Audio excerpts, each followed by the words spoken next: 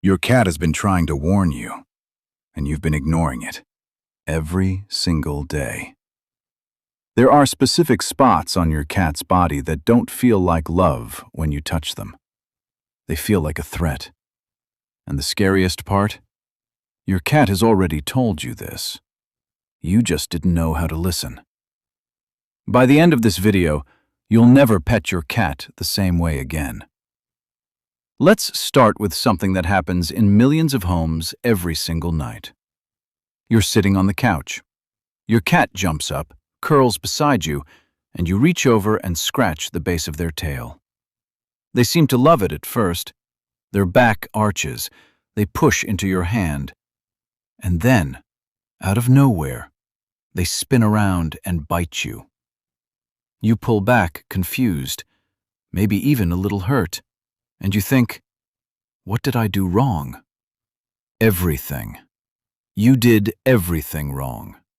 And it wasn't your fault, because nobody ever told you what was actually happening. That spot, right at the base of the tail, is one of the most overstimulating zones on a cat's entire body. The nerve endings there are incredibly dense. What starts as pleasure escalates into something that feels almost electric to them, unbearable, overwhelming. Your cat wasn't being aggressive. Your cat was screaming in the only language it has. But here's the strange part. Cats don't always signal discomfort the way you'd expect. They don't pull away immediately. They don't hiss right away.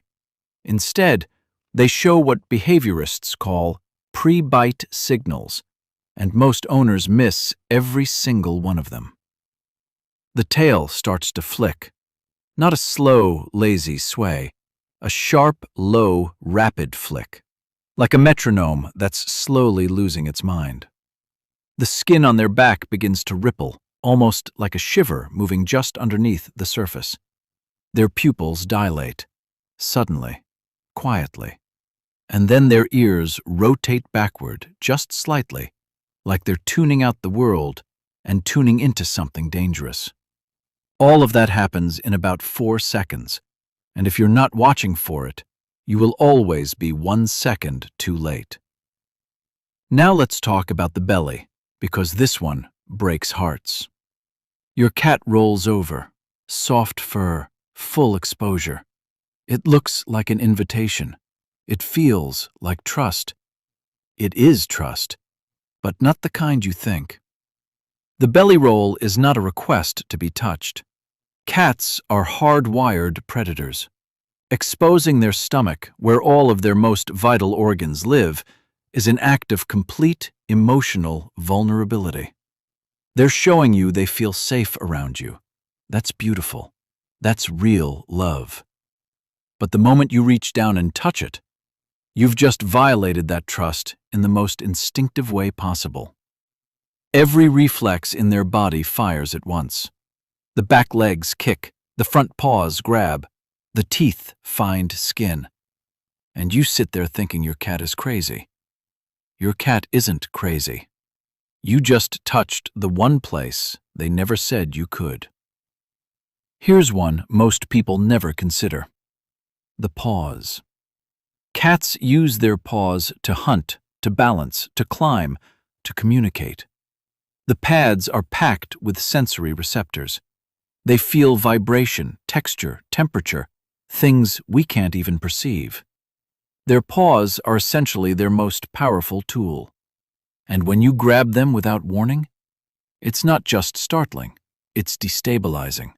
It triggers something ancient in them, a prey response, a captured feeling. Even the most affectionate cat will recoil from unexpected paw contact. If you need to touch your cat's paws, maybe for grooming, maybe for health checks, you have to earn it, slowly, over weeks. Let them sniff your hand first. Let them press their paw into your palm on their terms. The cat that lets you hold its paw without flinching? Most owners never get there. Not because their cat won't allow it, but because they never slowed down enough to ask. Let's talk about the whiskers, because this one is subtle, and it matters more than almost anything else on this list. If you've ever cupped your cat's face in your hands, you've probably compressed their whiskers against their cheeks. It feels affectionate. It looks adorable in photos. But whiskers aren't just fur. They're precision instruments. They measure airflow. They detect movement in complete darkness. They tell a cat exactly how much space they occupy in the world. When you bend them, press them, or restrict them, even briefly, you've just temporarily disabled one of their primary senses. Imagine someone gently pressing their hands over your eyes while whispering, "I love you." Loving intention. Completely disorienting experience. And cats can't tell you the difference. Now, the abdomen. Right behind the rib cage and in front of the hind legs. Most people don't even think about this zone, but it's one of the most tension-loaded areas on a cat's body. Internally, this is where everything lives. Kidneys, intestines, reproductive organs. There is almost no protective bone in this region at all. In the wild, a strike to the abdomen is fatal. So when you reach under a cat and press into this area, even lightly, you're activating the deepest layer of their survival instinct. It doesn't matter how domesticated they are. That fear is older than domestication itself. Some cats tolerate it. They've learned to override the instinct because they trust you that much. But tolerating something is not the same as enjoying it. And that distinction between a cat that is tolerating you and a cat that is genuinely at ease with you is the most important thing most owners never learn to see. So where should you pet your cat? The zones that almost always feel safe are the ones cats use to scent mark the things they love. The forehead, just between the ears, the cheeks, just behind the whisker pads, the chin, the sides of the neck. These are the places cats press against door frames, against furniture, against you, when they're claiming something as theirs. When you pet them there, you're speaking their language. You're part of their world. But even in those zones, the rule is the same. Watch. Always watch.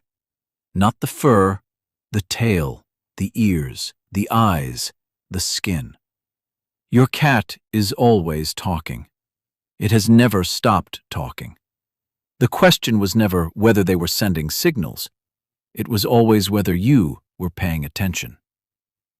Here's the part that changes everything. The cats that bite without warning, the ones owners call unpredictable, difficult, broken, almost all of them were giving warnings the entire time. Quiet ones. Ones that look almost identical to contentment if you don't know what you're looking for. Your cat is not a mystery.